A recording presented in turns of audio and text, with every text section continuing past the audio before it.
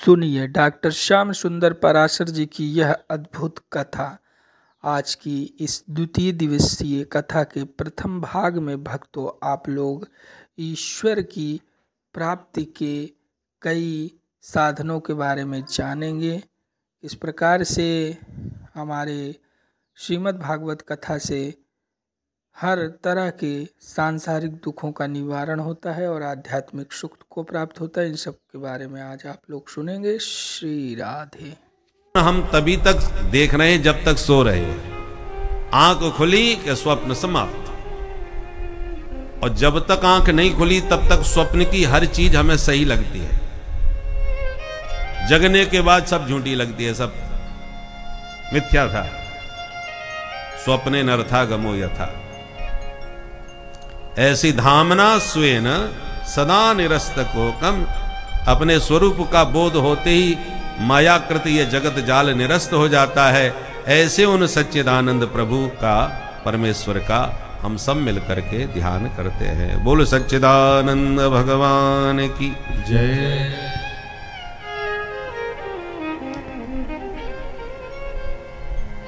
दूसरे श्लोक में अनुबंध चतुष्टय बतलाते हुए व्यास जी कहते हैं, अत्र श्रीमद्भागवते प्रोज्झित कैतवः परमो धर्म निरूप्यते।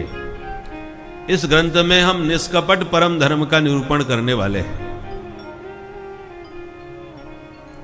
बोले आप इसमें निष्कपट धर्म का वर्णन करेंगे तो क्या धर्म में भी कपट होता है? बोले हाँ। धर्म का कपट क्या है? तो पहले ये समझो धर्म क्या है। बोले वेद प्रणहितो धर्म। वेद भगवान ने जो भी हमको आज्ञा दी है उसके अनुसार चलना ही हम सबका धर्म है। माता पिता गुरुजनों की सेवा करो, वेद की आज्ञा है। मातृ देवो भव, पितृ देवो भव, आचार्य देवो भव। तो माता पिता की, गुरुजनों की सेवा करना हमारा धर्म है। अब कोई माता पिता की सेवा तो कर रहा है तो इसका मतलब धर्म का पालन कर रहा है। परंतु पुत्र यदि सेवा करते समय, पिता की सेवा, माता की सेवा करते समय मन में यह सोच रहा है कि मैया बाप ने बंटवारा तो कर दिया हम भाइयों का, जिसको जितना देना था दे दिया, पर माल अभी भी पिताजी के पास बहुत है, गुप्त गोपनीय, जो अभी तक किसी को बताया नहीं है। और बुढ़ापे का शरीर है, अब चला चली का खेला है। 2-4 साल यदि जम के सेवा हमने चलते चलते कर ली, पक्का सारा माल हमको ही बता के जाएंगे। तो माल जो गड़ा हुआ है, जो छुपा हुआ है, वो पिताजी हमको ही बता के दिखा के दे के जाएं। इसलिए सेवा यदि हो रही है तो वो सेवा कपटपूर्ण धर्म कहलाएगी। माता पिता की सेवा करना शुद्ध धर्म है, जिसमें कोई स्वार्थ मन में न छुपा हो। यदि स्वार्थ से आप सेवा कर रहे हैं तो कपटपूर्ण धर्म कहलाएगा। फलेच्छा यत्र जायेत सस्यात् धर्मः सकेतवः, निष्कामो यो भवेत् धर्मः स शुद्धः परिकीर्तितः। गुरु की सेवा करना शिष्य का धर्म है, पर कोई शिष्य इसलिए गुरु जी की सेवा कर रहा है कि गुरु जी जाते जाते हमको ही चादर ओढ़ा जाए, महंत बना जाए, तो आपकी सेवा कपटपूर्ण धर्म कहलाएगी। निष्काम भाव से, निस्वार्थ बुद्धि से जो सेवा की जाती है वो शुद्ध धर्म कहलाता है। ऐसे ही निष्कपट धर्म का निरूपण श्रीमद् भागवत में किया गया है। यह मुख्य विषय है। भागवत सुनने का अधिकारी कौन? बोले निर्मत्सराणाम सताम। जिसके मन से मात्सर्य मिट गया हो वही भागवत सुनने का अधिकारी है। परोत्कर्ष असहनम मत्सरः तद रहितानाम। दूसरे का उत्कर्ष, तरक्की, बढ़ोतरी यदि आपको चुभती है, काटती है, तो समझ लो आपके भीतर मच्छर है। बाहर के मच्छरों से बचने के लिए तो आप मच्छरदानी में घुस जाओगे, पर ये भीतर के मात्सर्य को मारना बहुत कठिन है। बड़े बड़े साधु संतों को हो जाता है महाराज। निर्मत्सराणाम सताम, सताम का विशेषण है निर्मत्सराणाम। बड़े बड़े सज्जनों को, सत्पुरुषों को भी ये मात्सर्य का मच्छर काटता है, और आजकल उसका बड़ा नाम हो रहा है भाई, उसका बड़ा सम्मान हो रहा है। अरे उसका सम्मान हो रहा है तो हमको क्यों दर्द हो रहा है? यदि आपको दर्द हो रहा है तो इसका मतलब आपको मच्छर काट रहा है।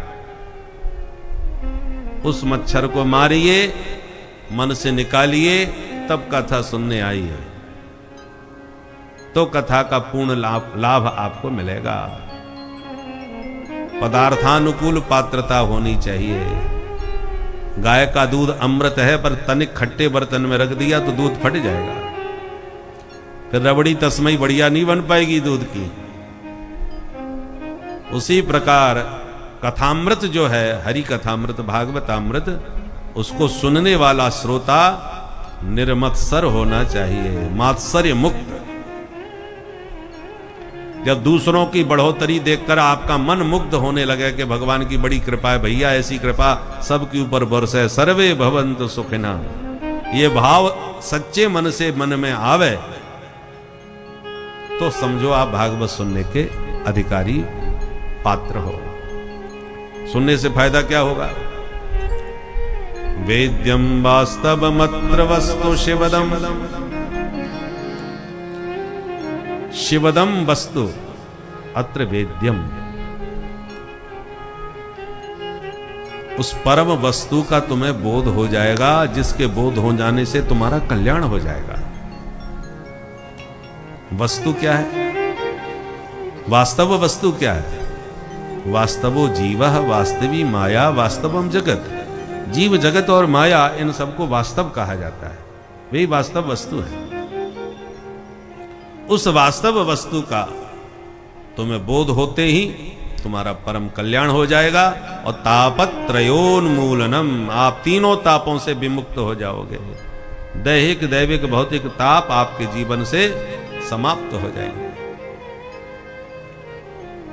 और भी कुछ लाभ होगा? बोले हाँ। श्रीमद्भागवते महामुनि कृते किं वा परैरीश्वरः। श्रीमद्भागवत जो महामुनि श्री कृष्ण द्वैपायन वेदव्यास जी महाराज के द्वारा जिसका विस्तार हुआ है, उस पावन ग्रंथ का श्रवण करने के बाद भी क्या ईश्वर की कृपा या ईश्वर का दर्शन तुम्हें नहीं होगा? अर्थात अवश्य होगा। तो कथा सुनने के कितने दिन बाद मिलेंगे भगवान?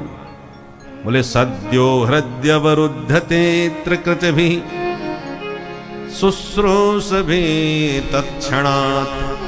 सद्य शीघ्र ही, कितने शीघ्र? बोले तत्क्षणात्, उसी क्षण। कौन से क्षण? बोले शुश्रूष भी तत्क्षणात्।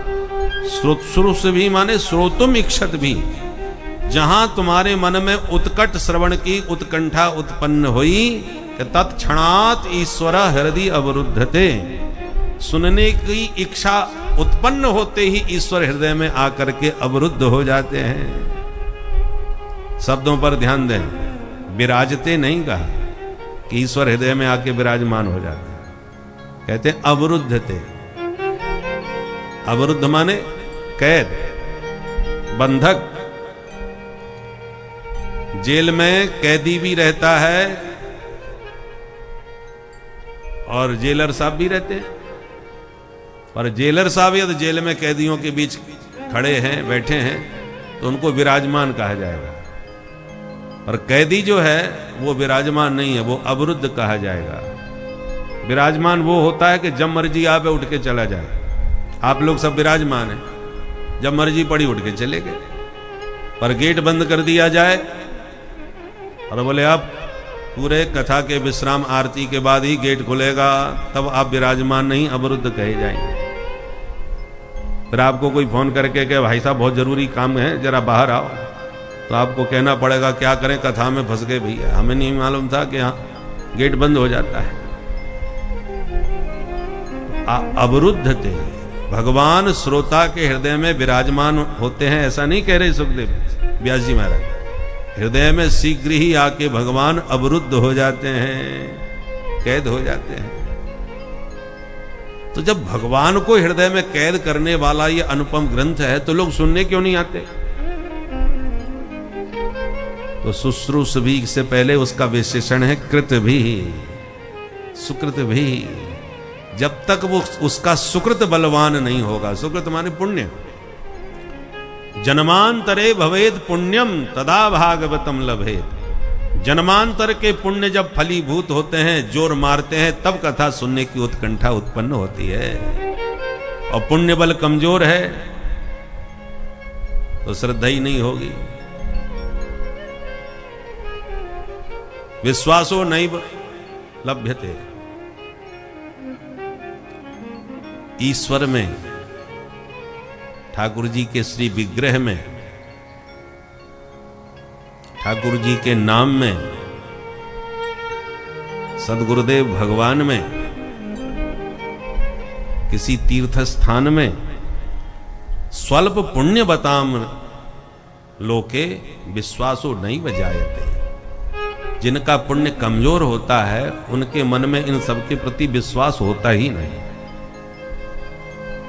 भागवत सुनने से क्या होगा?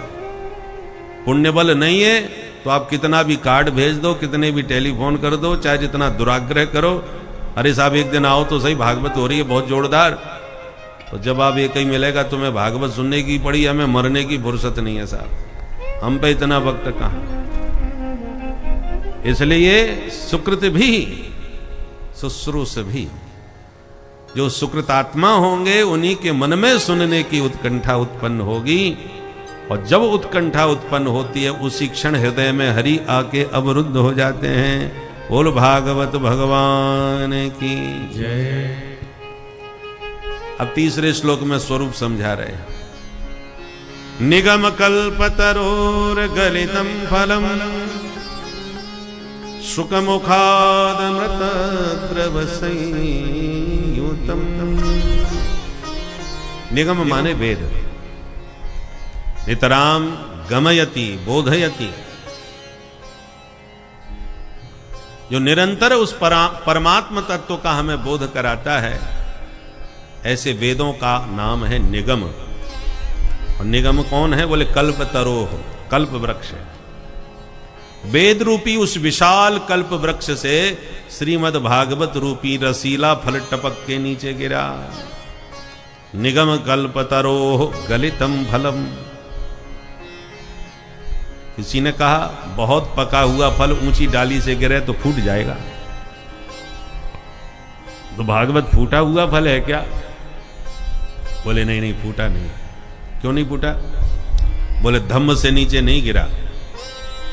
शिष्य प्रशिष्य शाखा पल्लव परंपराया सनहि सनहि अखंड में वावतीर्णम न तो उच्च निपाते न स्फुटितम। धम्म से नीचे नहीं गिरा है, डाली प्रति डाली के द्वारा धीरे धीरे धरा पर आया है। श्रीमन नारायण की डाली से टपका तो ब्रह्मा की शाखा पर अटका, फिर ब्रह्मा की डाली से टपका तो नारद की शाखा पर लटका, फिर नारद की शाखा से टपका तो व्यास की शाखा पर अटका, फिर व्यास की शाखा से टपका तो सुख शाखा पर लटका, फिर सुख शाखा से टपका तो परीक्षित के माध्यम से समस्त रसिकों को यह फल प्राप्त हो गया। कोई भी फल डायरेक्ट गिरे तो फूटेगा, पर धीरे धीरे किस डाली के सहारे आवे तो नहीं फूटेगा। तो ये भागवत सुरक्षित है और अखंडित फल है, खंडित नहीं हुआ, फूटा हुआ नहीं, साबुत है।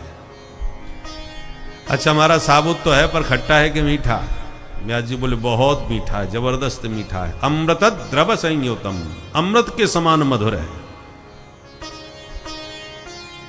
बोले आपके कहने से हम कैसे मान जाएं? कोई प्रमाण दो, कोई सबूत है? बोले हाँ। क्या सबूत है बताओ? बोले सबूत यह है कि तोता जिस फल में चोंच मार दे तो आंख मूंझ के समझ लेना चाहिए मीठा ही निकलेगा।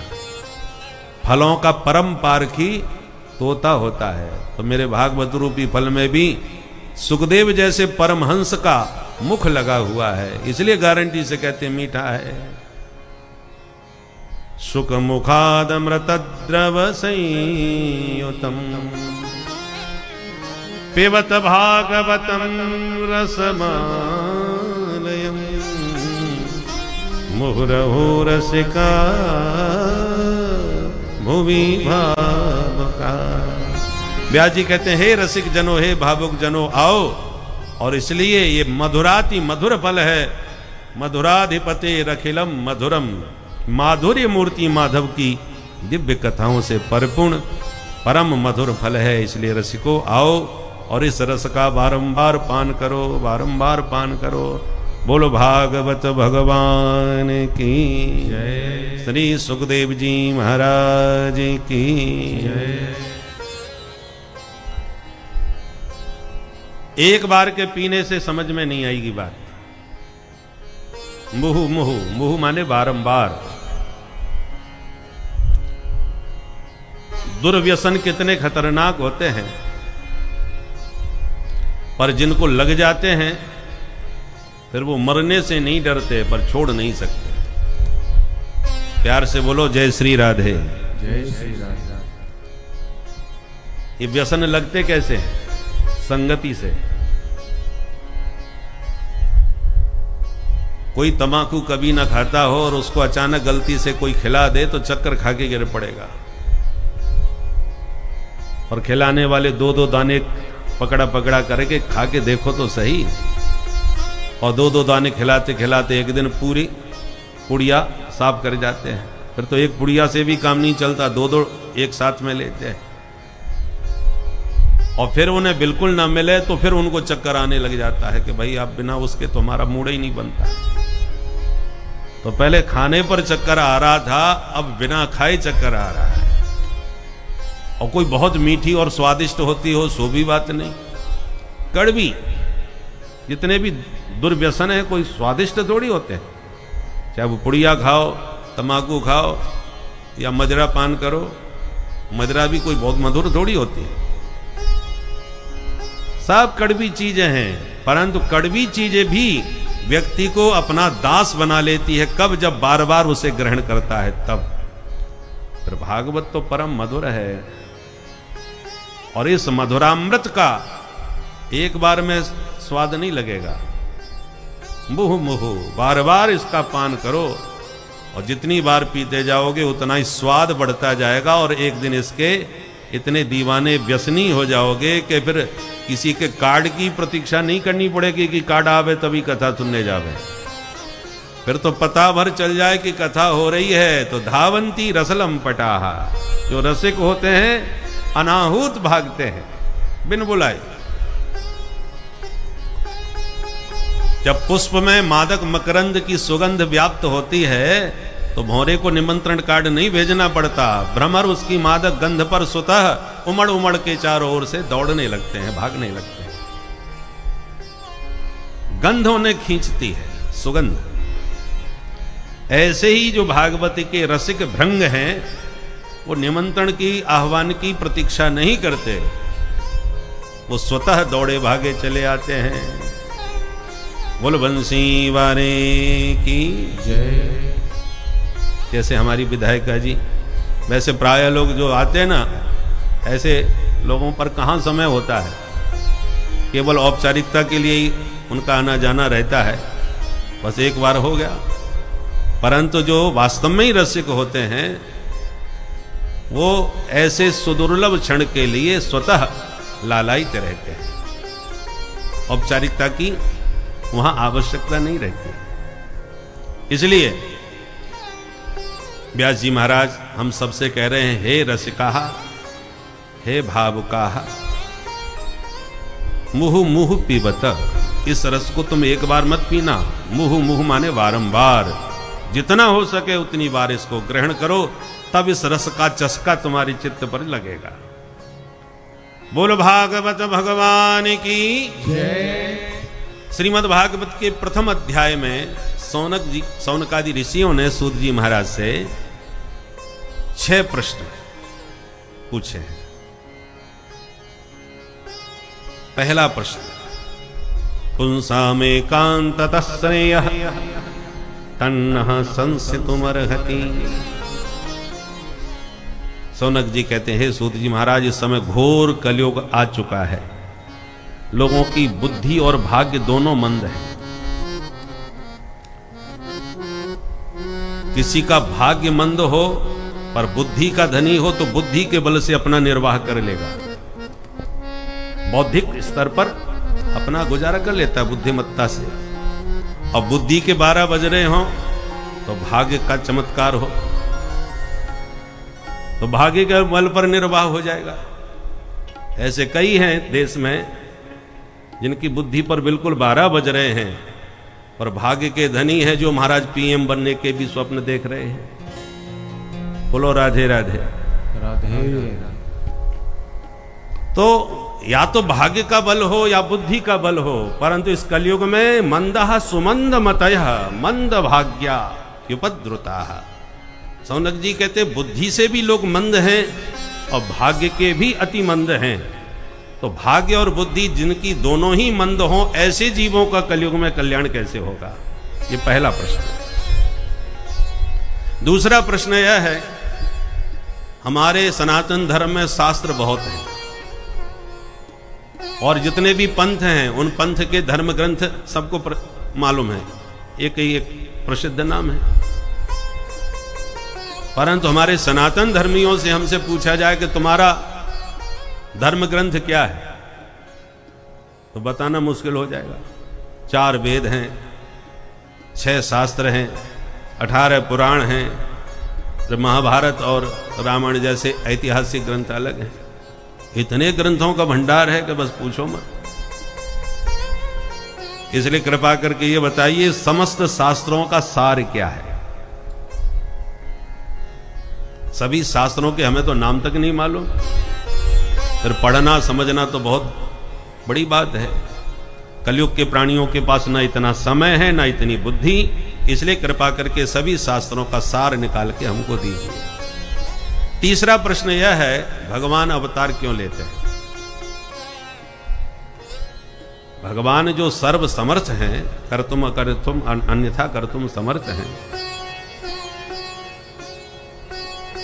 भ्रकुटी विलास सृष्टि लय होई, जिनके भ्रकुटी विलास से सृष्टि और लय दोनों हो जाते हैं, उस परमात्मा को मात्र कुछ राक्षसों को मारने के लिए स्वयं क्यों आना पड़ता है? वो सत्य संकल्प है, ऊपर से बैठ के संकल्प करें सब राक्षस खत्म, उनको आने की क्या जरूरत पड़ती है? एक बार अकबर ने बीरबल से कहा कि बीरबल एक बात बताओ, हमारा खुदा खुद नहीं आता कभी, तो साथ में आकाश में ही रहता है, पर तुम्हारे भगवान के पास कोई नौकर चाकर ऐसा नहीं है जो उनका काम कर दिया करें, जो बात बात पर आते रहते हैं? मगर ने हाथी का पैर पकड़ा, मगर और हाथी पुकारा तो वो आ गया स्वयं। अरे नौकर चाकर किसी को भी भेज सकता है, उस परमेश्वर को, तुम्हारे भगवान को बार बार स्वयं क्यों भागना पड़ता है? हमारा खुदा को कभी नहीं आता। बीरबल ने कहा महाराज मैं फिर कभी आपको जवाब दूंगा। ठीक है, बात खत्म हो गई। एक दिन बादशाह ने कहा कि हमारा जरा नौका विहार करने का मन हो रहा है। तुरंत नौका की व्यवस्था बनी, बड़ी विशाल नौका तैयार हुई और बादशाह को आके उसमें बैठाया। परंतु बीरबल ने उनके पुत्र का एक जीवंत पुतला बनाया, बिल्कुल हूबहू। उसको भी बादशाह से कहा महाराज कुंवर साहब भी चलना चाहते हैं, आज्ञा हो तो? बोले हाँ हाँ उनको भी बुलाओ। तो एक तरफ नौका में उनको भी बैठा दिया, और जब बीच मझधार में नौका आई तो धीरे से इशारा किया बीरबल ने, और पुतले में धक्का लगा और वो नीचे गिरा पानी में। बादशाह ने देखा हमारा बेटा गिर गया पानी में, वो उन्होंने मार दी छलांग और पकड़ा तो देखे पुतला, बड़े नाराज हो गई। बीरबल ने कहा सरकार नाराज मत होइए, आपके प्रश्न का जवाब है। कौन सा? बोले आपने कहा तुम्हारा भगवान स्वयं क्यों भागता रहता है। मेरा प्रश्न आपसे है महाराज, आपके साथ आपके अंग रक्षक हम सब लोग बैठे हुए हैं, आपकी एक आज्ञा पर मरने मिटने के लिए तैयार हैं सब, तो क्या हम में से कोई भी आपके बेटे को नहीं बचा सकता था जो आपको ही छलांग मारनी पड़ी? क्या आवश्यकता थी? ऐसे ही हमारे प्रभु, क्योंकि आपके वात्सल्य ने पुत्र के प्रेम में आपको विवश कर दिया छलांग मारने के लिए, आप अपना वो प्रभाव भूल ही गए कि मेरी आज्ञा पर तो मरने मिटने वाले इतने लोग बैठे हैं मेरे सेवक। उसी प्रकार भवसागर में अपनी संतान को, अपने भक्तों को डूबते हुए जब भगवान देखते हैं तो भव सागर में स्वयं छलांग मार के इस संसार सागर में अवतार लेके पधारते हैं और परित्राणाय साधु नाम, अपने भक्तों का परित्राण करते हैं और उन सबका उद्धार करते। मुख्य उद्देश्य भगवान का भक्तों का उद्धार करने के लिए अवतार लेना है। राक्षसों को मारना दूसरे नंबर का काम है, विनाशाय च दुष्कृताम, ये दूसरे नंबर का काम है। मुख्य उद्देश्य है भक्तों का परित्राण, भक्तों का उद्धार। चौथा प्रश्न किया कि भगवान अवतार लेते हैं तो कितने अवतार भगवान के धराधाम पर हो गए, क्योंकि आजकल आए दिन कोई ना कोई नए भगवान पैदा हो जाते हैं। 2-4 साल में कोई नया भगवान। और हम लोगों की मानसिकता भी ऐसी विचित्र हो गई, हर चीज हमें नई चाहिए। भगवान भी हमें मॉडल नया मॉडल चाहिए। अब रामकृष्ण तो पुराने बन गए बराबर, मत्स्य सब। हम नया भगवान आवे तो ज्यादा आकर्षण होता है। इसलिए प्रकट किए बहु पंथ कलिकाल में, इसलिए नए नए पंथ प्रकट हो रहे हैं। इसलिए कृपा करके बताइए भगवान के विधिवत कितने अवतार हुए। 5वां प्रश्न यह है कि जितने भी अवतार जहां जहां भी हुए वहां क्या क्या प्रभु ने लीलाएं करी, उन समस्त अवतारों के लीला चरित्र हमें विस्तार से समझाएं। और 6वां प्रश्न यह है कि जब भगवान लीला सम्मरण करके सुधाम गमन कर जाते हैं तब ये फिर धर्म किसकी शरण में जाता है। ये 6 प्रश्न है। किम श्रेयः शास्त्र सारकः स्वावतार प्रयोजनम, किम कर्म केवताराश्च धर्मः कम शरणं गतः। इन 6 प्रश्नों को सुनकर के सूत जी बड़े प्रसन्न हो गए और बोले महात्माओं, बहुत सुंदर तुम्हारे जो प्रश्न हैं वो तुम्हारे प्रश्न नहीं है, तुमने लोक हित की भावना से किए हैं। कभी कभी साधु संत जीवों के कल्याण के लिए स्वयं अनजान बन के पूछने लगते हैं। उनके मन में कोई जिज्ञासा प्रश्न नहीं होता, पर भविष्य में ऐसे लोग होंगे जो इस प्रकार के तर्क वितर्क करेंगे, इसलिए उनको ध्यान में रखते हुए स्वयं प्रश्न करने लगते हैं जिज्ञासु बनकर। जैसे भरद्वाज मुनि के रामचरितमानस में देखिए ना, भरद्वाज मुनि ने प्रयागराज में याज्ञवल्क्य जी के चरण पकड़ के रोक के ये की पूछा कि महाराज राम कवन में पूछूं तो ही, ये राम जी कौन है। और भरद्वाज जी दिन रात राम राम रट रहे और आज प्रश्न कर रहे हैं राम जी कौन है। तब याज्ञवल्क्य जी मुस्कुराए कि हम तुम्हारी चतुराई समझ गए, ये प्रश्न तुम्हारा नहीं है। कलयुग में ऐसी मानसिकता के लोग रहेंगे जो पूछेंगे राम कौन है। उनको ध्यान में रखते हुए तुमने जिज्ञासु बन के ये प्रश्न किया है, तुम्हारी चतुराई हमने समझ ली। उसी प्रकार सौनक जी के प्रश्नों को सुनकर सूत जी कहते हैं तुमने लोकहित के लिए बहुत सुंदर प्रश्न पूछे हैं। पहले गुरुदेव का हम ध्यान कर लें, फिर आपको जवाब देंगे। तब 2 श्लोकों में गुरु वंदना करी श्री सूत जी महाराज ने। सूत जी महाराज के सदगुरु हैं भगवान व्यासनंदन सुखदेव जी। तो सुखदेव जी का 2 श्लोकों में ध्यान किया। यम प्रव्रजन्तमनुपेतमपेत कृत्यम द्वैपायनो विरह कातर आजुहाव पुत्रेति तन्मयतया तरभोभिने तं सर्वभूत हृदयं मुनिमानतोऽस्मि।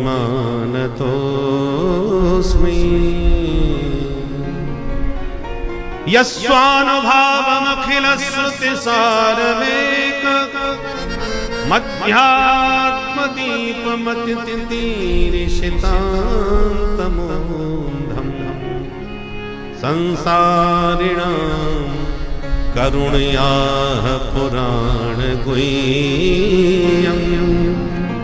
तं व्याससूनुमुपयामि गुरुं मुनीनां तं व्याससूनुमुपयामि गुरुं मुनीनां। इन 2 श्लोकों में गुरुदेव भगवान की वंदना है। सुखदेव जी महाराज का ध्यान कैसे है सुखदेव जी? यम प्रव्रजंतम अनुपेतम अपेत कृत्यम, जो अपने माता के गर्भ से जन्म लेते ही प्रव्रजंत हो गए। ब्रजंतम माने गच्छन्तम और प्रव्रजंतम माने हमेशा, जो जन्म लेते ही हमेशा के लिए सन्यासी बन करके घर छोड़ के निकल गए। विरह से व्याकुल हो गए द्वैपायन वेदव्यास जी महाराज सुखदेव जी के पीछे पीछे दौड़े। भो शुक क्वायासी, अरे बेटा कहां जा रहे हो? इतनी जोर से व्यास जी आवाज लगाते हैं बेटा, तो जंगल के वृक्षों से टकराती हुई आवाज चारों तरफ गूंज जाती है, बेटा बेटा बेटा। तरवो भिनेदुः, वृक्षों से भी जिनकी आवाज की प्रतिध्वनि पूरी जंगल में गूंज रही थी, मानो सुखदेव जी वृक्षों के माध्यम से पिता को कुछ संदेश दे रहे हैं कि पिताजी ये संसार के संबंध जो है ना अनित्य हैं, नित्य नहीं है। आज हम आपके बेटा हैं, कल आप भी हमारे बेटा बन सकते हो। कभी झूला झूलते समय जब उसमें बैठते हैं ना पालकी में, तो वो सबसे नीचे होती है, परंतु थोड़ी देर में जो सबसे ऊपर चमक रही थी वो नीचे आ जाती है, आप ऊपर पहुंच जाते हो। ये तो चक्कर चल रहा है, कोई ऊपर कभी नीचे। ऐसे ही आज आपका जो पुत्र है या पौत्र है, नाती पोता, तो पता चला नाती पोताओं के प्रेम में ही उन्हीं का ध्यान चिंतन करते करते शरीर छूट गया, तो आप उन्हीं के नाती पोता बन के आ गए। तो आज आपको जो बाबा बाबा कह रहा है, कल आप उसको बाबा बोलेंगे या पिताजी बोलेंगे। तो ये संसार के संबंध अनित्य हैं। यह संकेत मानो वृक्षों की प्रतिध्वनि से श्री सुखदेव जी महाराज ने दिया हो। ऐसे सर्वभूत हृदय भगवान व्यासनंदन सुखदेव जी के चरणों में बारंबार प्रणाम। जिन सुखदेव जी ने समस्त श्रुतियों का सार निकाल करके श्रीमद् भागवत के रूप में ऐसा अध्यात्म का एक दीपक जलाया, जिस दीपक के प्रकाश में अज्ञान के अंधकार में जितने भी जीव भटक रहे थे, उन सबको अध्यात्म का पथ दिखाई पड़ने लगा। ऐसे अध्यात्म पथ प्रदर्शक भगवान व्यासनंदन सुखदेव जी के श्री चरणों में हमारा बारंबार प्रणाम है। अध्यात्म दीप मतिति ऋषिताम तमोंधम। दिवाली पर घी के और तेल के दिया तो दुनिया भर के लोग सभी सनातनी जलाते हैं, परंतु श्रीमद् भागवत का ऐसा दीपक जलाया सुखदेव जी महाराज ने, जिस दीपक ने सारे संसार के जीवों को अध्यात्म का रास्ता दिखा दिया, पथ दिखा दिया। ऐसे सदगुरु भगवान श्री सुखदेव जी के चरणों में बारंबार प्रणाम है। गुरु शब्द का अर्थ ही यही होता है। गु शब्द का अर्थ होता है अंधकार और रू का अर्थ होता है प्रकाश। जो आपके जीवन से अज्ञान का संपूर्ण अंधकार मिटाकर ज्ञान का प्रकाश भर दे, उसका नाम है गुरु।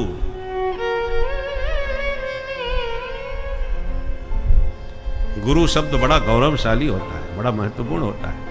और हमने आजकल गुरु शब्द की भी विडंबना कर रखी है। कहो गुरु, वहां और गुरु का मतलब ही पूरा बदल जाता है। गुकारः अंधकार स्यात् रुकारस्तन्निरोधकः अंधकार प्रकाशत्वाद गुरु इत्यभिधीयते। अंधकार से जो तुम्हें प्रकाश में प्रतिष्ठित कर दे, उसका नाम गुरु है। अज्ञान तिमिरांधस्य ज्ञानांजन शलाकया चक्षुरुन्मीलितं येन तस्मै श्री गुरवे नमः। इसलिए आइए पहले हम लोग भी अपने अपने सदगुरु का स्मरण करें। हमारे गुरुदेव भगवान पंचरसाचार्य, यहाँ के बाद हम अपने गुरु स्थान में ही अयोध्या धाम में जाकर के कथा कहेंगे। 8 तारीख से 7 को यहाँ संपन्न करेंगे, 8 को अवध धाम में। और गुरुदेव भगवान ने राम मंत्र का अनुष्ठान अपने शिष्यों से प्रतिवर्ष कराया। तो जब से प्रारंभ किया 25 वर्ष से यह क्रम चल रहा है। 10 दिन तक पूरा एक पुरस्चरण राम मंत्र का करते हैं। तो उसके 25 वर्ष, उसकी रजत जयंती समारोह में ये भव्य आयोजन होगा। और उसमें हमारे समस्त देश के संत महापुरुष पधारेंगे। तो बड़ा अद्भुत आयोजन है, उसका भी प्रसारण होगा आस्था भजन पर। कथा का और बड़ा भारी संत सम्मेलन भी होगा 8 से 15 तक। तो गुरुदेव भगवान की अद्भुत रचनाएं हैं। उसमें विनय वल्लरी का एक बहुत सुंदर पद है जिसमें गुरु महिमा सरकार ने निरूपण की है। आप भी मेरे साथ गुनगुनाएं। अघियन अगहरन देव, अघियन अगहरन देव, अघियन अगहरन देव, अघियन अगहरन देव, सद्गुरु सुखकारी। अघियन अगहरन देव, अघियन अगहरन देव, सद्गुरु सुखकारी।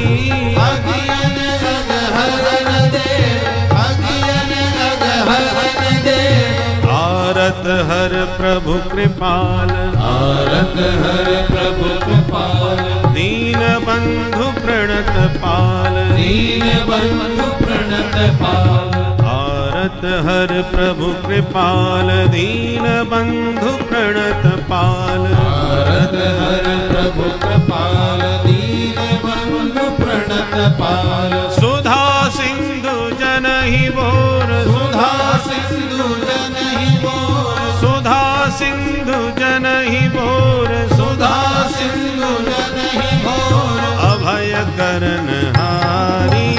अघियन अगहरन देव, अघियन अगहरन देव, सद्गुरु सुखकारी। अघियन अगहरन देव, अघियन अगहरन देव, मंत्र तारक भानु समा, मंत्र तारक भानु समा, दय हरहि घोर तमा, दय हरहि घोर तमा, मंत्र तारक भानु समा, दय हरहि घोर तमा, मंत्र तारक भानु समा, दय हरहि घोर तमा, ज्ञान ज्योति परम छाय, ज्ञान ज्योति परम छाय, ज्ञान ज्योति परम छाय, ज्ञान ज्योति परम छाय, जनहि करत पारी। अघियन अगहरन देव, अघियन अगहरन देव, सद्गुरु सुखकारी। अघियन अगहरन देव, अघियन अगहरन देव, राम में रमाय नित्य, राम में रमाय नित्य, बिलग होत नाही चित्त, बिलग होत नाही चित्त, राम में रमाय नित्य, बिलग होत नाही चित्त, राम में रमाय नित्य, बिलग होत नाही चित्त, स्वामी सेवक सुभाव, स्वामी सेवक स्वभाव, स्वामी सेवक सुभाव, स्वामी सेवक स्वभाव, पंचरस प्रसारी। अघियन अगहरन देव, अघियन अगहरन देव, सद्गुरु सुखकारी।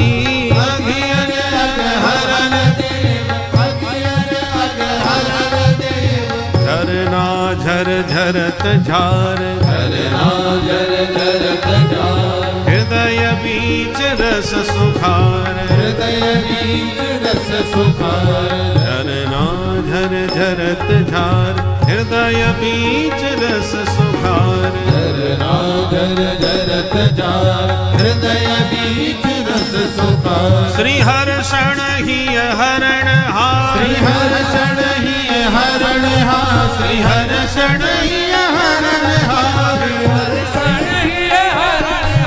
श्री हर्षण ही हरण हार, श्री हर्षण ही हरण हार, गुरु पर सब बारी।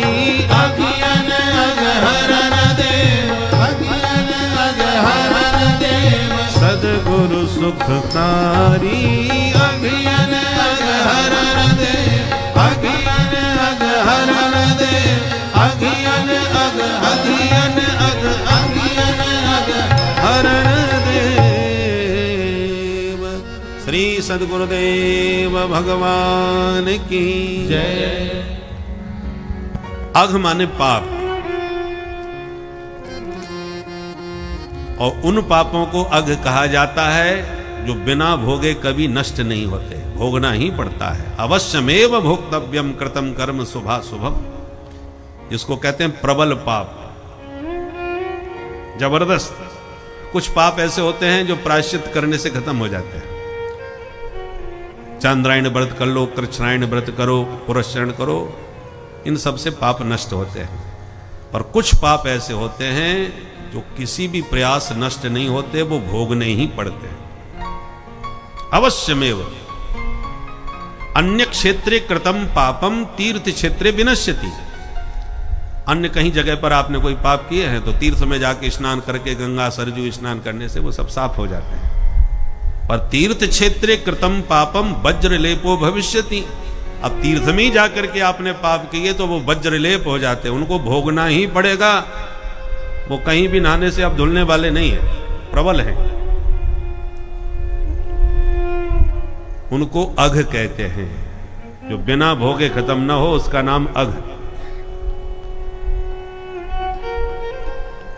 परंतु गुरुदेव भगवान में वह चमत्कार है कि जीव को जब तत्व बोध करा देते हैं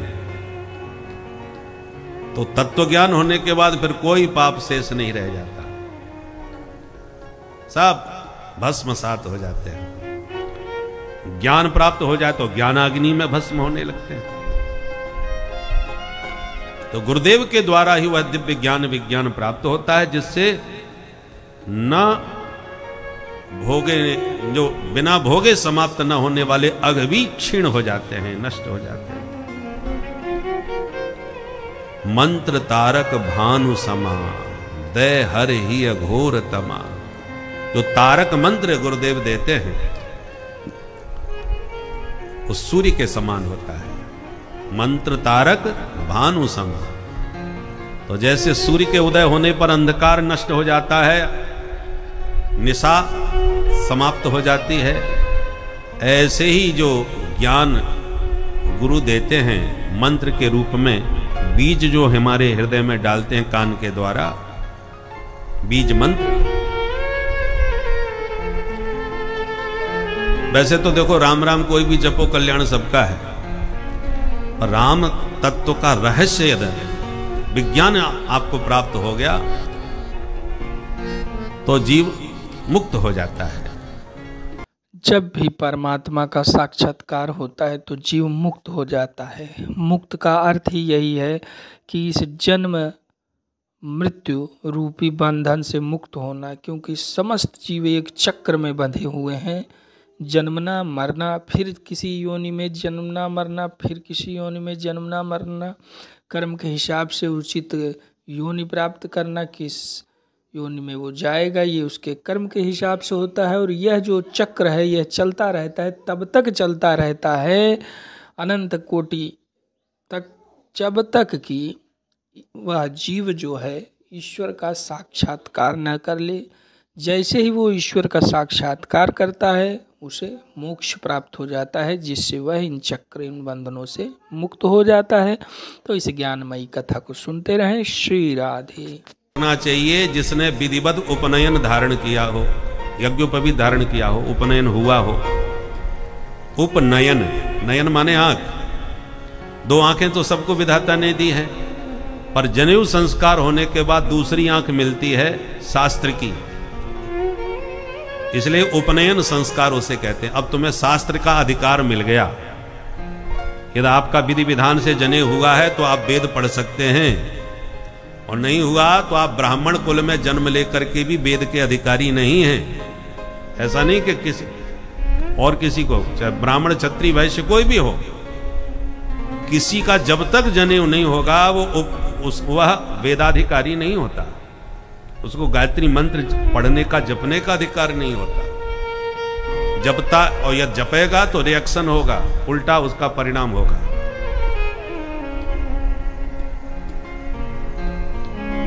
और हम लोग ऐसे दुराग्रही हो गए हैं कि हम शास्त्र की सारी बात नहीं मानेंगे, एक बात जो पसंद आई उसे हम मान लेंगे, जो नहीं आएगी उसको कह देंगे बोले नहीं ये हम ये बात नहीं मानते। फिर मानो तो पूरी बातें मानो भाई। डॉक्टर की दवा यदि ले रहे हो तो उसका जो उसने जो नियम बताया है कि इसको कब कैसे लेना है, उस नियम को भी तो पालन करोगे, नहीं तो दवा भी नुकसान कर जाएगी। उसने कहा खाली पेट लेना है और तुम खा पी के ले रहे हो, और उसने कहा खाने के बाद लेना है, तुम खाली पेट ले रहे हो, तो नुकसान होगा, वही दवा नुकसान करेगी।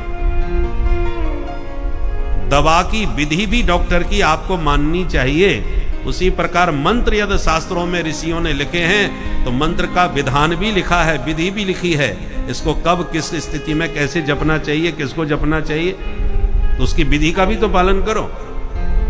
आजकल मैंने गायत्री मंत्र का ऐसा कबाड़ा कर रखा है कि घंटी बजाओ तो गायत्री मंत्र बोल रहा है। छोटे छोटे बच्चों को भी सबसे पहले गायत्री मंत्र ही याद करा रहे हैं। गायत्री मंत्र तब जपना चाहिए। वैसे तो गायत्री मंत्र का उच्चार, जो आपने रुद्राभिषेक करते ब्राह्मणों को देखा होगा, रुद्राष्टाध्यायी में मंत्र आता है गायत्री का, तो जब गायत्री मंत्र आ जाता है तो वैदिक ब्राह्मण मौन हो जाते हैं और अब व्याहृतियों के द्वारा ही उसका उच्चारण करते हैं। हाथ का जो जैसे गणानांत्वा में हाथ चलाते हैं ना ऊपर नीचे, सस्वर वेद पाठ, ऐसे ही उसके व्याहृति बोल करके हाथ का संकेत देख करके मंत्र पढ़ते हैं, वो उच्चारण नहीं करते। जो चीज जितनी कीमती होती है वो उतना ही गोपनीय भी होती है। लोहा भले ही आपका मैदान में पड़ा हो, परंतु हीरा या सोना के हार ऐसे नहीं पड़े रहेंगे, वो तिजोरी में छुपा के रखे जाते हैं और हर किसी को बताए भी नहीं जाते, समय पर दिखाया जाता है। ऐसे ही गायत्री मंत्र तो वेदों का, वेद की माता है, बड़ा महत्वपूर्ण है। तो राम शब्द का भी विज्ञान, और अब जो प्रणव में शक्ति है मंत्र में, वही राम मंत्र में भी है। जैसे मैंने पूर्व में भी संकेत दिया था कि बाप बेटा दोनों को कोविड हो गया और डॉक्टर के पास गए तो दोनों को अलग अलग दवा दी कि ये तुम्हारी दवा, ये तुम्हारी दवा है। अब बेटा दुराग्रह करे, पिताजी जब हम दोनों को बीमारी एक ही है तो दवा अलग अलग क्यों दी जा रही है, हम तो आपकी दवा खाएंगे। अरे बेटा तेरे लिए जो दवा दी है वो तू खा, हमारी दवा क्यों खाएगा। बोले ये भेदभाव क्यों हो रहा है, जब हम दोनों एक ही रोग के मरीज हैं तो कोई भी दवा खा लो। डॉक्टर से पूछोगे तब समझाएगा, बेटा तू बच्चा है, तुझे हैवी डोज नहीं दे सकते, इसलिए तुझे हल्का दवा दी है ताकि तुझे नुकसान ना हो और फायदा हो। ऐसी दवा से ताकि रोग भी मिट जाए, तुझे हानि भी ना पहुंचे। पर वही दवा यदि पिता को दी जाए तो वो हल्के डोज में उसको फायदा नहीं करेगी, उसको थोड़ा हैवी डोज देना पड़ेगा। अब ये विवेक डॉक्टर के ऊपर निर्भर है, वो किसको कितनी डोज दे। अब आपको मरीज को तो वही करना चाहिए जो डॉक्टर ने कहा है, किसी प्रकार का आग्रह नहीं। तो जो प्रणव है, जिसका उपनयन संपन्न दुजाति ही अधिकारी है, उसको लाभ मिलेगा, परंतु जो अनधिकारी है उसको लाभ कैसे मिले, उसके लिए राम मंत्र है। शक्ति वही है, आ उ म ओम की शक्ति, और रा आ म उसमें भी वही शक्ति। हल्का डोज है तो सबके लिए फायदा करे, नुकसान किसी को ना पहुंचे। बोलो जय सिया राम। जय सिया राम। रकार जो है, र, ये अग्नि का बीज है। र र र र र बोलते से अग्नि तत्व शरीर में प्रकट होता है। रकारो नल बीज स्यात् ये सर्वे वाढवादयः कृत्वा मनोमलम सर्वम भस्म कर्म शुभाशुभम। राम शब्द में जब रकार का उच्चारण होता है तो अग्नि तत्व प्रकट होता है, और वो अग्नि की ज्वाला जब हृदय में प्रकट होती है तो जितना भी मन में मल है, अनेक पूर्व जन्मों के शुभाशुभ कर्मों का जो मल है, वो उस रकार के उच्चारण से उस अग्नि बीज में भस्मसात हो जाता है। भस्म कर्म शुभाशुभम, शुभाशुभ सभी कर्मों को भस्म कर देता है। आप कहोगे कि अशुभ कर्म भस्म करे, वो तो अच्छी बात है, शुभ कर्म भी भस्म कर देता है। बोले हाँ। शेर सोने के पिंजड़े में बंद होके कोई खुश नहीं होगा कि देखो मैं सोने के पिंजड़े में रहता हूं। अरे पिंजड़ा पिंजड़ा ही है, बंधन बंधन ही है, चाहे वो सोने का हो चाहे लोहे का हो, क्या फर्क पड़ता है। ऐसी जितने भी कर्म हैं आपके, वो जन्म का कारण बनते ही हैं, चाहे अच्छे कर्म हो चाहे बुरे कर्म हो। जब तक आपके शुभाशुभ सभी कर्म समाप्त नहीं होंगे तब तक आप मुक्त नहीं हो सकते। इसलिए रकार जो अग्नि का बीज है वो समस्त शुभाशुभ कर्मों को भस्म करने वाला होता है।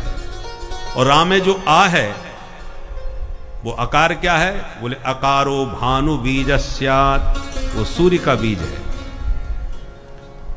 और जब रा में आ लगा के हम रा बोलते हैं तो अकार के उच्चारण से क्या होगा, सूर्य का प्रकाश हृदय में प्रकट होगा। सर्ववेद प्रकाशकः, हर वस्तु रखी है पर सूर्य का प्रकाश न हो तो नहीं दिखेगी। ऐसी वेदादि शास्त्र हमारे सामने हैं परंतु हम उसके मतलब को नहीं जानते, अर्थ नहीं समझ पाते। तो रा में जब अकार का उच्चारण होता है तो अकार क्या करता है, सर्ववेद प्रकाशकः, सूर्य की तरह आपके भीतर ज्ञान का प्रकाश कर देता है, रहस्योद्घाटन करता है। हरत्येव च सदरीत्या या विद्या हृदय तमः, सूर्य भगवान प्रकाश देते हैं और अंधकार मिटा देते हैं। उसी प्रकार अकार जो भानु का बीज है वो हमारे भीतर से अज्ञान का अंधकार मिटा देता है और हमारे भीतर वेदों का ज्ञान का प्रकाश कर देता है, प्रकाशक है। किंतु अब अग्नि भी दाहक होती है, ज्वलनशील, और सूर्य भगवान भी, शरद ऋतु आ गई फिर भी देखो खोपड़ी गर्म कर रहे हैं, तपा देते हैं। तो सूर्य भी तापक है और अग्नि भी तापक है, तो गर्मी कितनी बढ़ जाएगी। रकार जो है वो अग्नि का बीज और अकार है वो सूर्य का बीज, तो दोनों ही गर्म तत्व हैं। परंतु जब हम मकार का उच्चारण करते हैं राम, तो मकार क्या है, मकारश्चंद्र बीजस्यात् सदम्या परपूरणम त्रितापम हरते नित्यम शीतलत्वम करोति च। मकार जो चंद्रमा का बीज है, दिन भर कितनी भी गर्मी पड़े पर चंद्रमा जब उदय होते हैं तो सब ताप हर लेते हैं ना। चंद्रमा के प्रकाश से ही ताप का शमन होता है, शीतलत्वम करोति च। उसी प्रकार मकार का उच्चारण करते ही हमारे भीतर जो अग्नि का और भानु का जो ताप था वो शांत हो जाता है, शीतलता हृदय में मन में आती है। यह है राम नाम का विज्ञान। तो जन्म जन्मांतर के पाप रकार के अग्नि बीज में भस्म होते हैं और अकार के भानु बीज से ज्ञान का प्रकाश होता है और अज्ञान का अंधकार मिटता है। और मकार के चंद्र बीज के द्वारा हमारे चित्त में शीतलता और शांति की स्थापना होती है। यह है राम नाम का विज्ञान। राम मंत्रार्थ विज्ञानी जीवन मुक्तो न संशयः। राम मंत्र के विज्ञान को जिसने ठीक से समझ लिया वो जीवन मुक्त हो जाएगा। और इसी बात को गोस्वामी जी महाराज ने एक चौपाई में कह दिया, बंदौ नाम राम रघुबर को, बंदौ नाम राम रघुबर को, बंदौ नाम राम रघुबर को, बंदौ नाम राम रघुबर को। हेतु कृशानु भानु हिम कर दो, हेतु कृशानु भानु हिम कर दो, हेतु कृशानु भानु हिम कर दो, हेतु कृशानु भानु हिम कर दो। बंदौ नाम राम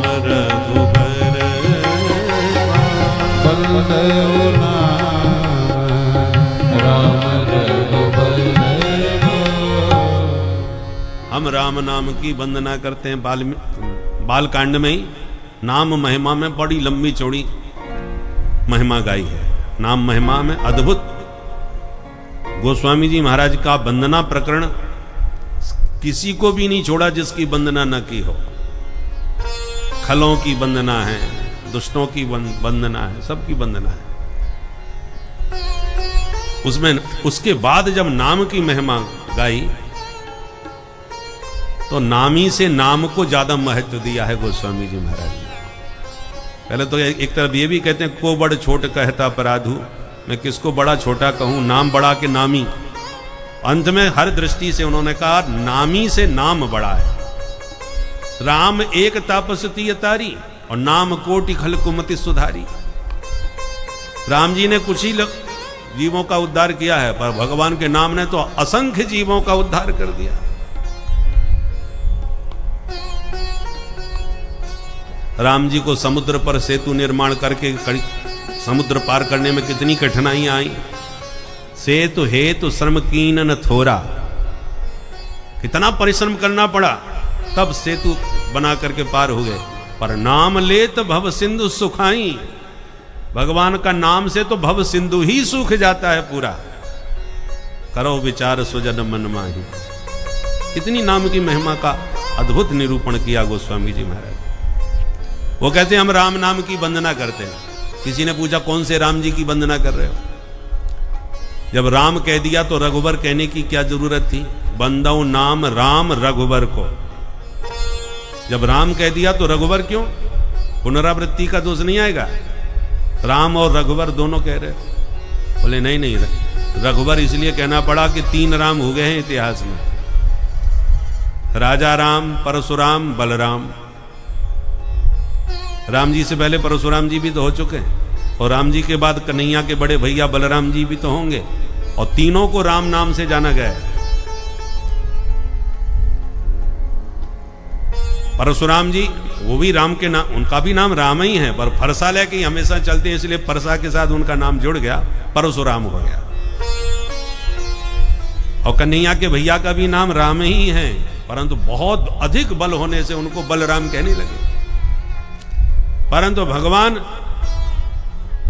जो रघुवर हैं, रघुवंश में जिन राम जी का प्रादुर्भाव हुआ है वो केवल राम लिखते हैं। तो ये स्पष्ट करने के लिए कि भविष्य में किसी के मन में भ्रम न हो जाए कि आप बलराम जी की बात कर रहे हो कि परशुराम जी की, इसलिए रघुवर कहना पड़ा। बंदौ नाम राम, कौन से राम? बोले रघुवर को, जो रघुवंश में राम जी प्रकट हो गए, हम उनकी बात कर रहे हैं। वो राम जी कैसे हैं? बोले हेतु कृशानु भानु हिमकर को, जिनके नाम के जो 3 अक्षर हैं र अ म, तो रकार क्या है? बोले कृशानु। कृशानु माने अग्नि, और भानु माने सूर्य, और हिमकर माने चंद्रमा। हेतु कृशानु भानु हिमकर को, तीनों का नाम लेंगे। रामचरितमानस की चौपाइयां जितनी सरल लगती हैं उतनी सरल है नहीं। जब गंभीरता से उनके वचनों पर, शब्दों पर ध्यान दोगे तब उसका गंभीर आपको समझ में आएगा। बड़े बड़े विद्वानों की खोपड़ी चकड़ जाती है। जितनी सरलता से चौपाई हम लोग गा लेते हैं उसके भाव उतने गंभीर हैं। कृशानु अग्नि, अब देखो कृशानु शब्द भी कितना सटीक। 3 नाम लिए, कृशानु, भानु और हिमकर। र अ म, तीनों में, कृशानु में र, अब र हटा दो, कृशानु में र हटा दो तो क्या हो गया? कसानु। कोई अर्थ नहीं रह जाता कसानु का। कृशानु माने अग्नि होती है, पर र हटते ही अर्थहीन शब्द हो जाता है, कसानु। और भानु, भानु में अ, अब हटा दो आ तो भनु हो जाएगा, भनु का कोई अर्थ नहीं रह जाता। उसी प्रकार हिमकर में म हटा दो तो हिकर हो जाएगा। हिमकर में से म हट गया, हिकर, कोई अर्थ नहीं रह जाएगा। अर्थात ये तीनों शब्द ऐसे सटीक उन्होंने प्रयोग किए हैं कि र अ म, इनमें से यदि हटा दिए जाए तो ये अर्थहीन शब्द हो जाएंगे। संकेत क्या दिया कि सूर्य में यदि प्रकाश है तो राम जी के आकार का बीज रूप में वही है। अग्नि में जो जलाने की सामर्थ्य है वो राम जी के रकार की है, जो रकार अग्नि बीज है। और हिमकर में जो मकार है वो भगवान का बीज है मकार, यदि वो निकल दिया जाए तो शीतलता समाप्त हो जाएगी चंद्रमा से, प्रकाश समाप्त हो जाएगा सूर्य से, ज्वलन समाप्त हो जाएगी अग्नि से। इसलिए भगवान भागवत में कह रहे हैं मद भयात बाति बातोयम सूर्यस्तपति मद भयात वर्षति इंद्रो दहत्यग्नि मृत्युश्चरति मद भयात। ये सब मेरे अनुचर हैं, मेरी शक्ति से और मेरी आज्ञा में ये सब चल रहे हैं। मृत्युश्चरति मद भयात, मृत्यु यदि हम सबको मारती है समय पा करके, उसमें जो मारने की शक्ति है वो भगवान की है। भगवान अपनी शक्ति खींच लें तो मृत्यु भी व्यर्थ हो जाएगी, काल भी खिलौना बन जाएगा। एक बार देवासुर संग्राम हुआ, उपनिषदों में कथा आती है, उसमें देवता विजयी हो गए, असुर सब हार गए।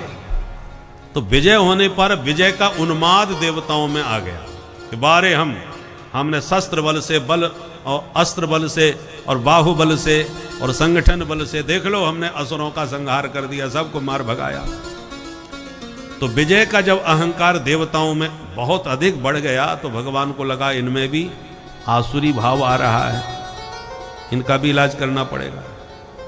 तो भगवान ने क्या लीला करी कि विजय के उन्माद में जब चले आ रहे थे देवता, तो रास्ते में भगवान एक यक्ष का रूप धारण करके प्रकट हो गए, विशाल का यक्ष बन गए। देवताओं ने जब दूर से देखा तो इंद्र ने कहा देवताओं से, अरे ये कौन बैठा है भाई, ये सामने रास्ते में कौन खड़ा है, बहुत भयंकर लग रहा है। यदि ये हमारे पक्ष का है तो कोई खतरा नहीं है, कहीं विपक्ष का हुआ तो हमारी विजय कहीं पराजय में न बदल जाए, पहले पता लगाओ ये है कौन। अग्नि से कहा तुम जाके पता लगाओ। तो अग्निदेव अहंकार में भरे यक्षराज के सम्मुख आए, कहा कौन है आप। यक्षराज ने कहा श्रीमान जी पहले आप अपना परिचय दीजिए, आप कौन हैं। बोले हम वैश्वानर हैं अग्नि। यक्ष भगवान बोले अच्छा कारोबार क्या है आपका, काम क्या करते हो। बोले हमको नहीं जानते तुम, हम चाहें तो सारे संसार को जला करके राख का ढेर कर सकते हैं, भस्म करने की हम में अद्भुत शक्ति है, सामर्थ्य है। ओहो सारे संसार को जला सकते हो। बोले हाँ। अहंकार में भरे थे अग्निदेव, विजय का उन्माद चढ़ा था। तो भगवान ने क्या किया, एक सूखा सा घास का तिनका उठाया और सामने रख करके कहा जरा नमूना बता कैसे जलाते हो आप, इसको जरा जला के दिखाओ, मैं देखना चाहता हूं आप जलाते कैसे हो। तो अग्निदेव को बड़ा बुरा लगा, जब हम कह रहे हैं आपसे हम सारे संसार को जला सकते हैं तो ये घास का तिनका क्या चीज है। भगवान बोले संसार को जलाने का समय नहीं है भैया, हम तो तुमसे जानना चाहते हैं तुम कैसे जलाते हो, बस एक नमूना दिखाओ उदाहरण के लिए। तो अग्नि को इतना क्रोध आया कि अपनी भयंकर ज्वालाएं प्रकट कर दी। पर आश्चर्य की बात हुई, पूरी शक्ति लगा दी अग्निदेव ने, और जलाना तो दूर की बात, वो तिनका झुलसा तक नहीं, ज्यों का त्यों सूखा तिनका रखा रहा। अग्नि को पसीना छूट गए, हे भगवान ये मेरी शक्ति कहां चली गई। लौट करके मुंह लटका के आए गए इंद्र के पास। बोले महाराज वो तो कोई अजीब ही है, मेरी जलाने की शक्ति ही गायब हो गई, मैंने एक सूखा तिनका भी उसका रखा हुआ जला नहीं पाया। अच्छा, तो और ज्यादा टेंशन हो गया देवताओं को, ये कौन सी बला है भाई। पवन से कहा जरा तुम ही पता लगाओ। तो पवन अपना पराक्रम प्रभंजन रूप में बन करके गए। वायु के कई स्वरूप हैं, एक शीतल मंद सुगंध हवा भी चलती है और एक तूफान भी चलता है। तो जैसे ही पवन पहुंचे तो वही प्रश्नोत्तर फिर हुआ कि आप कौन, आप कौन। भगवान बोले पहले आप अपना नाम बताओ और अपना काम बताओ। बोले मेरा नाम है वायु। काम क्या करते हो? बोले सबको उड़ाने का काम करते हैं, सारी दुनिया को हम उड़ा देंगे। अच्छा, तो जरा इसी घास के तिनके को जरा उड़ा के बताओ कैसे उड़ता है, तुम कैसे उड़ाते हो। तो वायु को भी बड़ा बुरा लगा, घास का तिनका उड़ाने में क्या लगता है। अब वायुदेव ने अपना प्रभंजन तूफान रूप दिखाया, खूब भयंकर चक्रवात चलाया। जितनी शक्ति सामर्थ्य थी पवन ने पूरा झोंक डाली पर उड़ना तो बहुत दूर की बात, तिनका हिला तक नहीं, ज्यों का त्यों धरा रहा, हिला भी नहीं पाए, उड़ाना तो बहुत दूर की बात। इस प्रकार से जितने देवता आए सबकी शक्ति को भगवान ने चकनाचूर कर दिया। इंद्र आए तो भगवान गायब हो गए, सबको अपनी औकात बता गए कि तुम में जो शक्ति सामर्थ्य है वो मेरी दी हुई है, उसे अपनी मत समझना।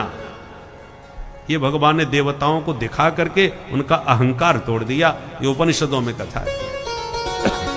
इसी बात को ध्रुव जी ने कहा था, योऽन्तः प्रविश्य मम वाचमिमां प्रसुप्तां संजीवयत्यखिल शक्तिधर स्वधाम्ना अन्याश्च हस्तचरण श्रवणत्वगादीन् प्राणान् नमो भगवते पुरुषाय तुभ्यम्। अखिल शक्तिधर, समस्त चराचर जीवों में जो शक्ति है वो प्रभु आपकी दी हुई है। आप सभी शक्तियों के धारक हैं। इसी बात को प्रहलाद जी ने भी अपनी स्तुति में कहा, सबई बलम बलिनाम चा परेशान। सबको बल देने वाले मेरे प्रभु हैं। अपने पिता हिरण्यकश्यपु से भी प्रहलाद जी ने यही बात कही कि पिताजी आप में जो बल है ना, वो आपका बल जो है, आप समझते हो कि ब्रह्मा जी ने वरदान दिया कि मुझे ये बल दिया है। अरे आपके वरदान देने वाले ब्रह्मा जी को भी बल देने वाले भी मेरे प्रभु हैं। सबई बलम बलिनाम चा परेशान, वो बलवानों के भी बलवान है। इसलिए जो भी सामर्थ्य भगवान ने जिसको भी दी हो, उसे भगवान की कृपा के करंट से जुड़ के रहना चाहिए। बल्ब कहे देखो मेरा प्रकाश, और कूलर कहे देखो मेरी हवा, और हीटर कहे देखो मेरी गर्मी। सब में अपना अपना प्रभाव है, और सबको अपने अपने प्रभाव का अभिमान हो गया। इतने में लाइट चली गई। अब बल्ब से पूछो कहां गया तुम्हारा प्रकाश, कहां गई तुम्हारी हवा, कहां गई तुम्हारी गर्मी।